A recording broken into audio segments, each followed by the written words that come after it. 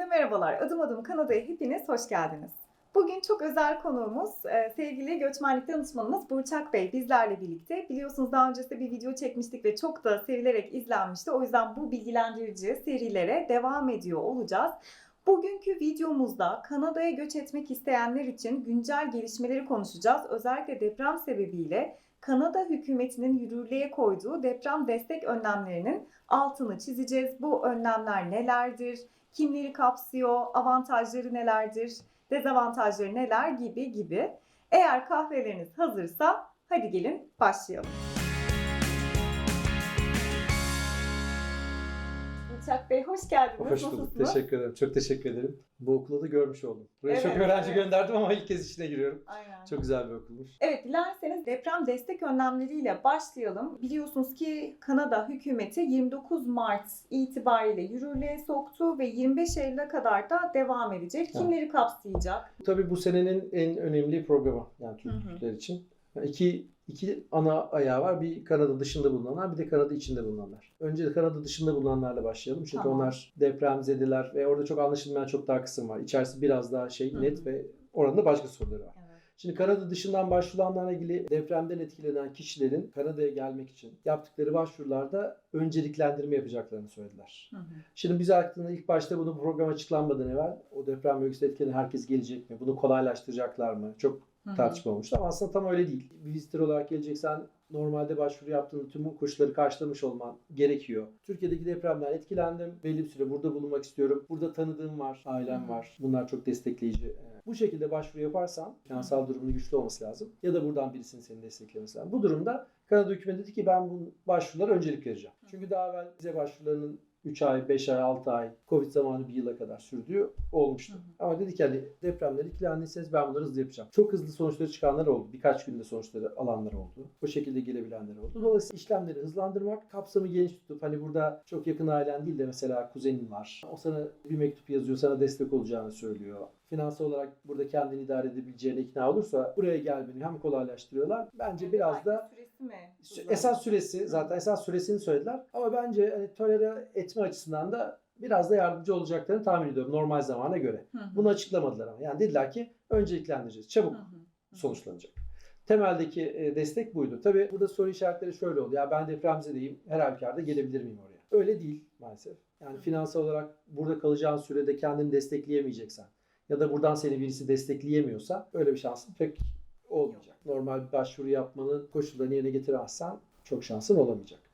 Başka küçük bir kısmı daha vardı. Orada mesela permanent residence başvurusu yaptıysan ama işte deprem sırasında pasaportunu kaybedenler, işte başvuruda bulunamayanlar vesaire gibi onlara da bir kolaylaştırma yaptılar ama geçerli yitirdi. Çünkü tekrar işler oturdu rayına. Bir haftada 10 günde normalde yeni pasaport alabiliyor şeyler. Dolayısıyla o önlemlerin çok bir geçerliliği kalmadı. Kanada dışında özellikle işte Türkiye'de bulunan vatandaşlar için hem mevcut başvurular özellikle işte kalıcı oturum başvuruları hem de yeni başvurularda da kolaylaştırma, önceliklendirme yapılıyor. Yapılıyor. Yani şu anda mesela hiç başvurun yoktu. Deprem geçirdin. Ne bileyim insanlar zaten bir ay 2 ay çok zorluk yaşadılar. Şu anda başvuru yapabilir hale geldiler. Finansal imkanları var ya da birisinden destek alıyorlar. Başvuru yapabilirler, buraya gelebilirler. Buraya gelebilirler de ziyaretçi olarak gelebilirler. Destekleyen Kanada içerisindeki kısmı var. Bu ikisi bir araya gelince aslında anlamlı olmaya başlıyor. Kanada içinde bulunan kişilere çalışma iznine başvurma hakkı da verdiler. Ona gelelim, Kanada'ya gelelim. Ben şimdi hala Kanada dışında yani Türkiye'deki bulunanları biraz daha açmak istiyorum. Şimdi orada özellikle kalıcı oturum dışında da mesela öğrenci vizesine başvurmak isteyenleri de kapsıyor mu? Turist vizesi başvuranları da kapsıyor mu? Öğrenci vizeleri hem kapsıyor hem kapsamıyor. Çünkü şöyle düşünürsen öğrenci vizesinde şimdi dönem Eylül dönemi. Eylül döneminde başvuruların çoğu tamamlandı zaten. Bir sürü insan başvurusunu yaptı. Ama deprem bölgesindesin ve buraya gelmek istiyorsun. Ziyaretçi değil de öğrenci vizesiyle başvurmak istiyorsun olur. Yani okuldan kabulünü falan alırsan yine bunun kapsamına giriyor. Kapsamına Eğer girer. depremden etkilendiysen. Depremden etkilenmeyenler zaten bu kapsamın direkt dışında. Depremden etkilenmeyenler dışında. Depremden etkilenmenin kriteri de ne? Bakan şey diye açıkladı. Biz özel algoritmalar kullanacağız bunu değerlendirmek için. Neye bakacaklar? Adrese bakacaklar. Nerede olduğuna. Belki ailenin nerede bulunduğuna bakacaklar. Çünkü Family Information'da paylaşılıyor ya şeyde aileyle ilgili. Belki bunların hepsini değerlendirip senin depremden etkilenip etkilenmediğine karar verip ona göre bir önceliklendirme yapacaklar. Öğrenci olarak baktığın zaman öğrencinin erken gelmesinin Eylül'de başlıyorsa bir anlamı olmuyor. Onun için genelde hep konuştuğumuz şey visitor, turist vizesiyle gelenler. Onlar çünkü hemen başvurup hemen gelebiliyorlar. Aileyle en azından kavuşun, buradaki aileyle Evet, kavuşun. aynen öyle. Onu da şey kullandılar, işte your loved ones in Canada diye. Hani böyle çok yakın şey değil de biraz daha geniş tutalım gibi bir şey yaptık. Sevdikleriyle işte hani belki akraban var, arkadaşım var, kuzenim var. Bunlarla ilgili çok negatif sonuç çıkmadı Türkiye tarafıyla ilgili. Yani çok hızlı gelenler olabildi gerçekten. Kapsam temelde kolaylaştırmaya yönelik. Bu konuda bir örneğimiz var. Bir arkadaşımızın işte eşi bir senedir gelemiyordu. Fakat o da deprem bölgesinden birinde ikamet ettiği için bunun kapsamında bir ayda geldi tabii, aslında. Hani tabii. o da kalıcı oturuma başvurmuştu mesela. Bu anlamda gerçekten süreç işlemiş. Ya birkaç günde çıkan başvurular oldu yani. Evet. Öyle söyleyeyim. Hani bunlar olabildi. Başvurmak isteyenlere çok ümit de vermeyelim. Başvurular yine belli kriterlere göre değerlendiriliyor. Finansal durumun yeterli değilse, depremzede bile olsan kabul almama şansın her zaman var ve yüksek. Herkese çok fazla ümit vermeyelim. Böyle bir şeyle, çünkü hani yanlış bir algılama da olmasın. O zaman ikinci kısma geçelim.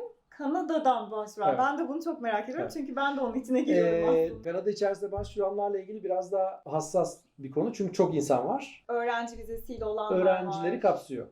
Çalışanları kapsıyor. Asıl piyango belki biraz da buraya turist olarak gelenleri.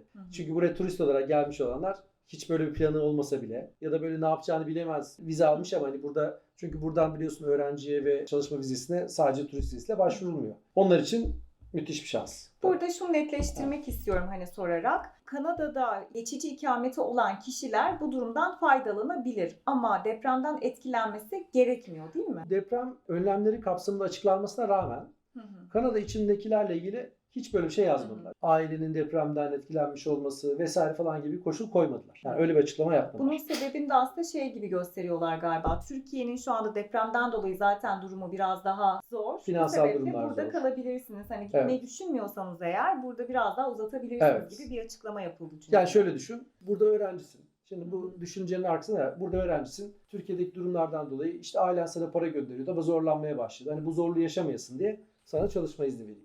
Ya da burada geçici ziyarettesin. Türkiye'ye dönmek zorunda kalma. Burada bir süre daha kalabil diye böyle bir şey verme. Bu arada bu ilk uygulama değil. Ukrayna ile ilgili yaptılar, o çok farklıydı. Ukraynalıların savaştan dolayı burada girenlere çok destek falan da oldular. Kira destekleri, bir sürü hikaye. Ama İranlılara yaptılar. İran'da biliyorsun karışıklıkların olması sebebiyle buradan gitmek istemeyenler için aynı bizim gibi burada 3 yıl çalışma iznine başvurabilme hakkı verdiler. Birebir bir referans. Evet. Onların süreleri gelecek Şubat ayına kadar açık kalıyor, başvuruları. Visitor'lar, sonradan gelenler, sonradan hiç sıfırdan turist olarak başvurup buraya gelenler de dahil olmak üzere başvuran hemen herkes aldı. Sonuçlar çıkmaya başlamadı henüz. Bir ay oldu. Yani sonuçlar gelmedi. Ben o referansla bakıyorum. Oranın sonuçları hemen geldi ve herkese hemen veriyorlar. Extension'lar verildi. Yani uzatmalar verildi. Uzatmalar verildi. Şu anda mesela work permit'i olan bir kişi study permit'e de başvuruyor ve aynı anda 2 tane aslında permit'i, hani izni olmuş oluyor anladığım kadarıyla, değil mi? Şöyle dediler. Buradaki statünü değiştirebilirsin. İşte visitor'sın, turistsin, çalışan olabilirsin. Buradasın, okula başlayabilirsin. Okula gidiyorsun, çalışmaya başlayabilirsin. Geçici statüyle bulunan herkese dediler ki statünü değiştirme ve uzatma hakkı veriyoruz. Burada çok önemli bir soru. Ben statümü kaybedecek miyim? Yani öğrenciyim. Bir yandan da bunu alırsam kaybederim. Ya da çalışanım burada. LMIA ile çalışıyorum. Bir de Open Work Permit alabilir miyim? Böyle sorular var. Aynı anda. Evet. Bir de öyle durumlar var. Bu çok mantıklı. Dolayısıyla bunun cevabı da evet. Çünkü aldığın work permit'ler ya da study permit'ler süresi bitene kadar ya da onun koşulları bitene kadar geçerli oluyor. Yani bir yandan okula devam edip bir yandan open work permit'in olabilir. Bir yandan LMIA'li work permit'ini alıp bir yandan normal work permit'ini, bu yeni work permit'ini alıp LMIA destekli bir işte de çalışıp, ki oradan puan geliyor biliyorsun. Aynı zamanda da başka işlerde çalışabilmen için Open Work Permit'ini kullanabilirsin. Yani oradaki statünü kaybetmemiş olursun. Onun avantajlarını Express Entry'ye ya da PR kalıcı oturuma başvururken de kullanabiliyorsun. Okuma izniyle buradayım. Aynı zamanda açık çalışma iznine de başvurabilirim ve ikisini aynı anda da evet, okulu bitirene kadar onu da bitirirsin bir yandan. Hı hı. Burada bir sürü öğrencinin şu anda 40 saat çalışma iznine çıkardılar. Yani pratikte bir değişiklik olmuyor. Kimden işleniyor? Mesela okulun kısa, bir yıllık. Arkasından bir yıllık postgraduate work permit çalışma izni alacaktın. Şimdi buna başvurduğun için 3 yıl alıyorsun. Yani şu an mesela buraya yeni gelmiş study permit'i olan birisi başvurmalı mı? Başvurabilir. Başvurmalı diyemem. Tamamen kendine şey. Yani şöyle düşün. Buraya geldi. Daha okuluna başlamadı. İşte Mayıs'ta başlayanlar geldi. Eylül'de başlayanlar da gelecek. Open Work Permit'e başvurabilirler. Başvurmalılar mı? Bence başvurmalılar. Bir kayıpları olmuyor. Bir kayıpları olmadığı için söylüyorum zaten. Bence başvurmalılar da. Şöyle de diyebilirler. Evet, şöyle diyebilirler. Yani ben okuluma da devam etmek istiyorum. Çünkü okulum bitince işte oradan puan alacağım. Okul Hı hı, bitirmiş olduğum hı hı. için. Ayrıca işte bir şey öğreneceğim. 40 Mesleki saatte çalışabiliyorum belki. bir yandan da okula çalışabiliyorum gitsem de. ama hani bunu da alırsam belki zorlanırsam okulda işte finansal durumu zorlanırsam bir open work permit'im olur. Cebimde. Belki de bırakırım. Yani okuluma ara veririm. Çalışmaya devam ederim. Sonra tekrar okula giderim falan gibi esneklikler kazandırabilir. Bitiren öğrenci için biraz daha farklı. Mesela 2 yıllık bir okulu bitirdin. Postgraduate Work Permit'e başvuracaksın. O zaten senin için 3 yıl demek. Onun yerine bu Open Work Permit ya da Postgraduate Work Permit arasında pratikte çok bir farkın olmayacak aslına bakarsan. Tek fark Postgraduate Work Permit'e bir kere başvurabileceğin için o hakkını kullanmış olabilirsin. Öbüründen başvurursan kullanmamış olabilirsin. Hı hı. Yani böyle ufak tefek şeyler var. Şimdi ben çok önemli bir şey sormak istiyorum. Biliyorsunuz ki bizim study permit ile kazanmış olduğumuz iş deneyimi Kanada deneyimi olarak sayılmıyor öğrenciyken. Peki ben öğrenciyken aynı zamanda Open Work Permit'i de aldım. Bu şeyle açık çalışma iznim de var ve çalışıyorum da bir yerde. O zaman Çok güzel soru. Evet. bu deneyimi ben kullanabilecek miyim? Şimdi PR aslında için. hem evet hem hayır. Çalıştığım dönemi sayamıyorum. Çok da doğru değil. Canadian Experience Class olarak Express Center'da sayamıyorsun. Eyalet programlarında onu senin iş tecrüben olarak kabul ediyor. Hem evet hem hayır. Open Work Permit'in kapsamı içerisinde. Tabii çok esneklikler var ve aslında herkesin alayım mı almayayım mı bir soru işareti. Herkesin farklı bakması lazım. Burada visitor olarak bulunup mesela çocuğu okula gidiyor. Refakatçi olarak buraya gelmiş durumda. Şimdi Open Work Permit'e gidiyor. Çocuğu ücretsiz okula gidebilir. O kişiler için çok büyük avantaj. Kanada hükümeti de bence bunu biraz şey için yapıyor. Hem tabii ki depreme yardımcı olmak için de yapıyor ama hani burada bulunan farklı gruplara da biraz çalışma imkanı versin. Eleman ihtiyacı da var Kanada'nın. Onlara da çalışma imkanı olur. Hem buradaki birisine çalışma izni verdiğim için zaten gelmiş birisi, belli onaylardan geçmiş birisi. Aslına bakarsan Kanada hükümeti için de mantıklı bir hareket. Başvurmak isteyenler nasıl başvurabilirler? Kolay mıdır bu süreç? Yine ikiye ayırırsak yurt dışından yapılan başvurularda hemen hemen dokümantasyon aynı. Finansal durumunu göstereceksin. Pasaportlar, belgeler, formlar. Bir de ek olarak hızlandırılmasını istiyorsan depremle ilgili durumunu raporlayacaksın. Evim hasarlı ya da orada alınan bazı raporlar, belgeler var. Bu belgeyi göstererek, ikametgahını göstererek falan o belgeleri de ekleyerek her başvuruda olduğu gibi online başvurular. İnsanlar kendileri de yapabilirler. Ama tabii kolay, zor başvurular bunlar çok sayıda var. Dolayısıyla bir danışman aracılığıyla da yapılabilme imkanı var. Kanada içerisindeki olan başvurular da aynı şekilde fakat orada bir farklılık var. Onu çok basite indirgediler. Ekstradan bu sistemden faydalandığına dair bir letter yazıyorsun. Bir açıklama bilgisi letter'ı yazılabilir, yazılmayabilir. Şart değil. Hani koşul olarak koymadılar ama yazılabilir. Bir de işte diğer bir iki doküman var. Pasaport gibi, fotoğraf gibi. O kadar. Yani basit bir başvuruya haline getirdiler. Program için kendileri de başvuranlar oldu. Danışmanlar olarak bizim yaptığımız çok sayıda başvuru oldu. Çünkü herkes hem süreci bilmediği için hem de kullanılan sistemlerde tam olarak bu polisiye cevap verecek bazen şeyler bulunamıyor. Kafaları karışıyor insanların. Dolayısıyla bu başvuruları da yapmış olduk. Başvurular henüz sonuçlanmadı. Diğer başvuru yapan yerlerden de hani bir şey biliyorum. Yaklaşık bir ay oldu. Sonuçlanmadı. Ne kadar sürecek? Hani bunun da sorusu çok soruluyor. Burada tek referansım benim İranlıların başvurusu. Çünkü İranlıların başvurusu hemen hemen bizimkinin aynısı.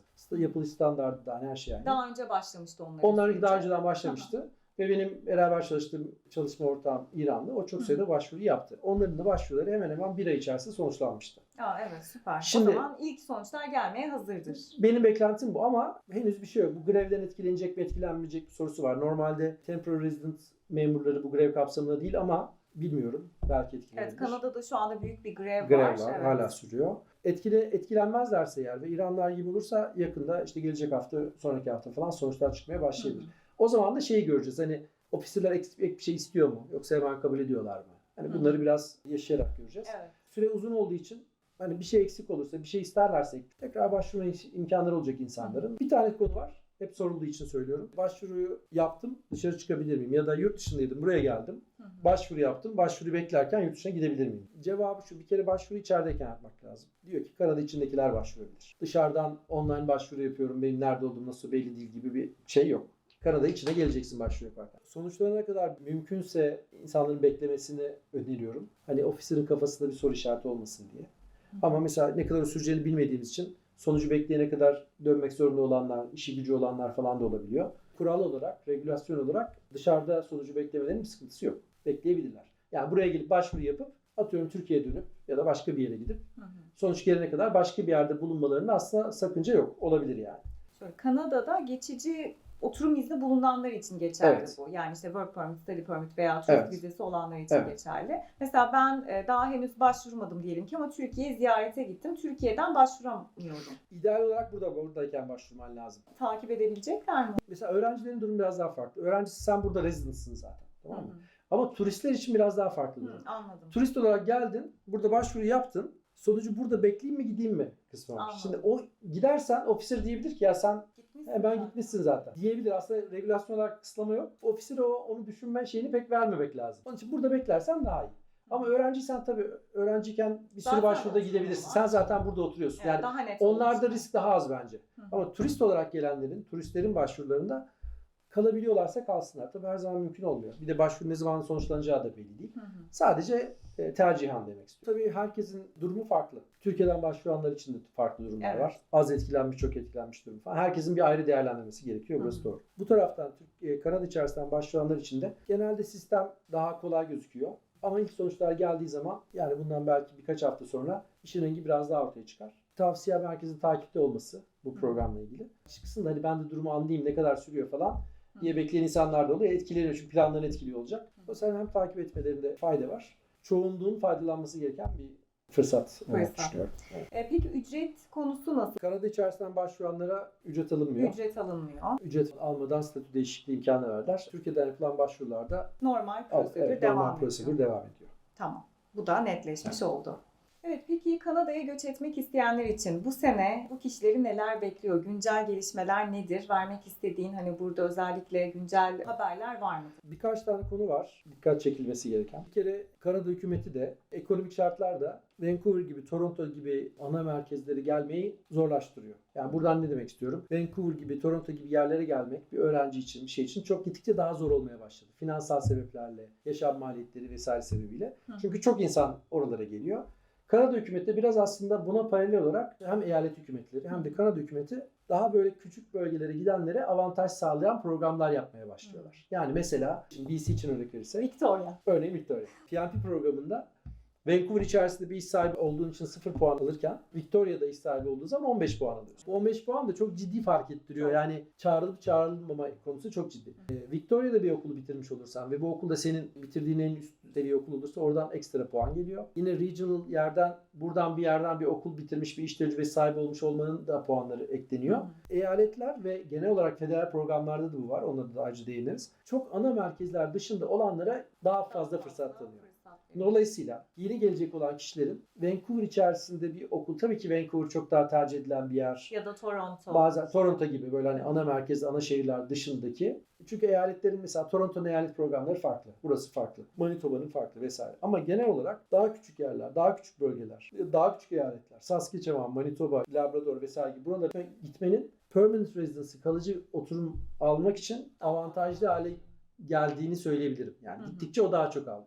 Pilot programlar artıyor. Bu PNP geçen sene içerisinde 2 kere programını değiştirdi, puanlamasını değiştirdi. Bir Mart'ta değiştirdi, bir Kasım'da değiştirdi. Şimdi belki ben de çok yakından takip ediyorsunuz. Puan trendlerini çok iyi takip ediyorum, tahmin ediyorum. Çünkü bir sürü için çok önemli.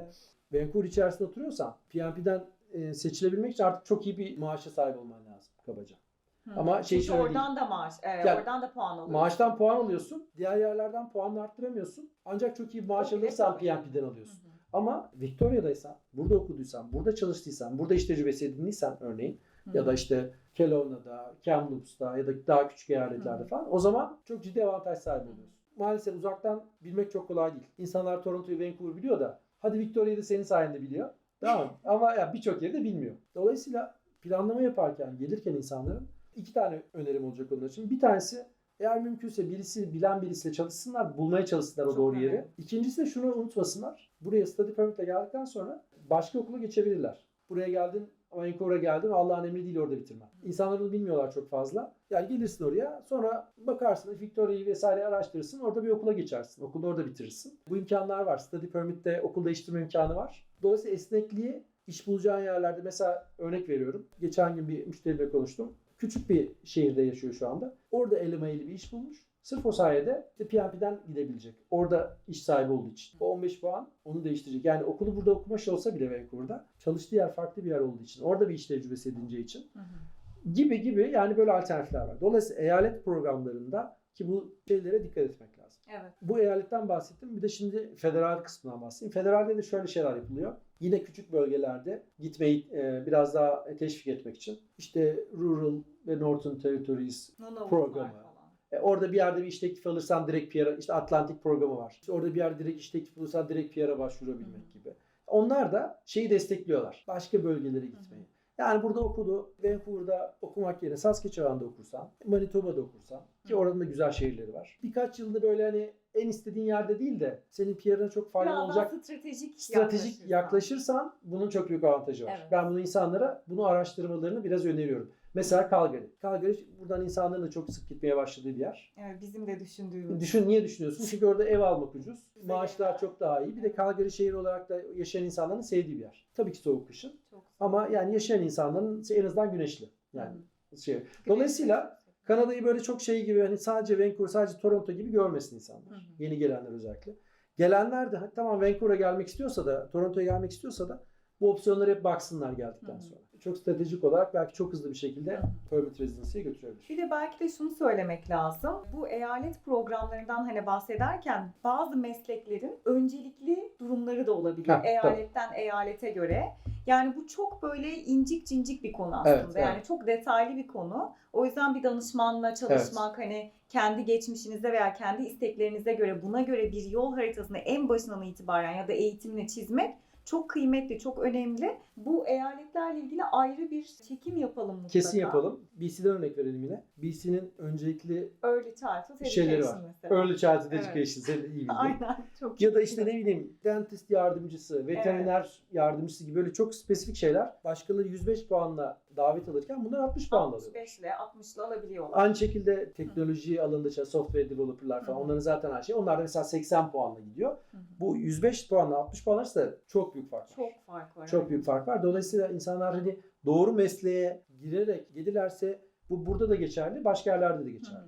Başka eyaletlerde de başka şeyler var. Her eyalet benim kimin neye ihtiyacım var diyor, hangi meslek grubuna. O insanları çağırıyor. Yani o insanlar için program yapıyor. O insanları davet ediyor. Eyaletlerin hiç iş bulmadan davet şeyleri var. Ontario'nun, Manitoba'nın falan. Yani o PNP ile ilgili ayrı bir şey yapıp bunları bir değerlendirmemize fayda var ama fırsatlar çok var. Burada çok daha stratejik davranmak gerekiyor. Evet. O zaman bir sonraki videomuzun konusu eyalet aday programları. Bu eyalet aday programlarında öncelikli meslekler neler? Bazı şehirlerin öncelik puanları neler? Hani bunlardan biraz bahsedelim. Evet. Bunun dışında 2 tane daha çok kısaca değineceğim şey var. Birincisi refüjilerle ilgili bir konu. Ben hiç refüji başvurusu yapmıyorum açıkçası çok fazla. Fakat biliyorsunuz Türkiye'nin işte Meksika üzerinden Amerika buraya gelen falan şey vardı. Şimdi o yol kapandı. Buraya gelmek planı yapmış olan vesaire olan çok sayılı insanlar var. Genelde insanlar sadece iyi örnekleri duyup ona göre geliyorlar. Çok kötü örnekler de var. Bize çok sayıda şey geliyor. Çok zor durumda olup buraya gelip işte şeyini alamayan. Çünkü çok insan yol denedi. Ya da gerçek sebebi olmadan bu yol deneyenler çok oldu. Biraz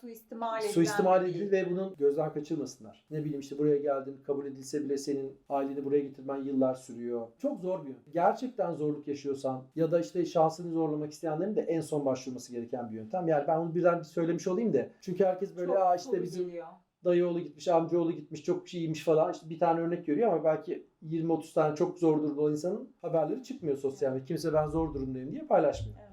Dolayısıyla bir onu kısaca belirtmek istedim. Bir de önemli bir konu daha var. Belli yaştan sonra biliyorsun burada şey yapmak zorlaşıyor. Fakat burada özellikle 35-40 yaşından sonra yatırımcı olarak gelmek, yaştan kaybettiğin puanları yatırımcı, özel eleme programlarıyla yerine koymak gibi şeyler çok mümkün oluyor. Dolayısıyla aslına bakarsan hani genç gelenler öğrencilik sonra çalışma ve Express Entry ile gidiyorlar ama belli bir yaştan sonra Express Entry şansı hemen hemen sıfırlandığı için hem federal programlar ve eyalet programları var. O da ayrı bir konu. Ama şunu en azından söyleyebilirim. Yani belli bir yaşta olup da belli bir sermaye koyabilecek olan insanlar için çok fırsat var.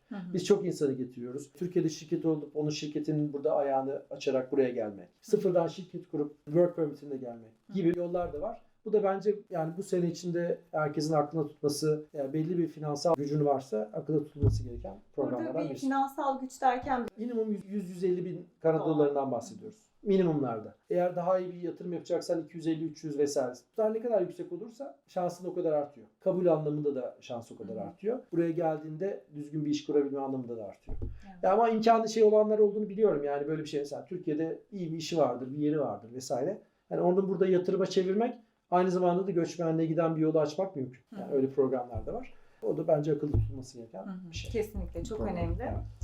Evet, çok teşekkür ediyorum ama öncesinde hani böyle son olarak toparlamak gerekirse Kanada'ya gelmek isteyenlere vermek istediğiniz mesaj. Kanada'nın göçmenlik sistemi çok hareketli. Yani çok programlar çıkıyor. Programlara ufak tefek değişiklikler geliyor ve o değişiklikler hakikaten insanları çok etkileyebiliyor. Meslek grupları bazen çok kolaylaşıyor. Bir meslek grubuna çok avantaj sağlanıyor. Sonra o kalkıyor başka bir meslek grubuna falan. Dolayısıyla çok yakın takip edilmesi gereken bir şey.